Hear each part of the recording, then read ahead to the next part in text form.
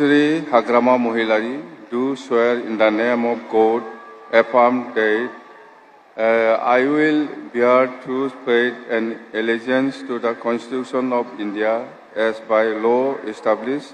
that I will faithfully and conscientiously discharge my duties as the Chief Executive Member of Bodoland Territorial Council, and that I will do right to all manner of people in accordance with the Constitution and the law,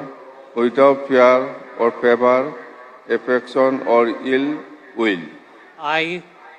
Sri Hagrama Mohilari, do swear in the name of God that I will not directly or indirectly communicate or reveal to any persons any matter which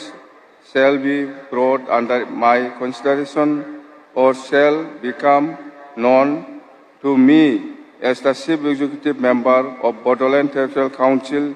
except as may be required for the due discharge of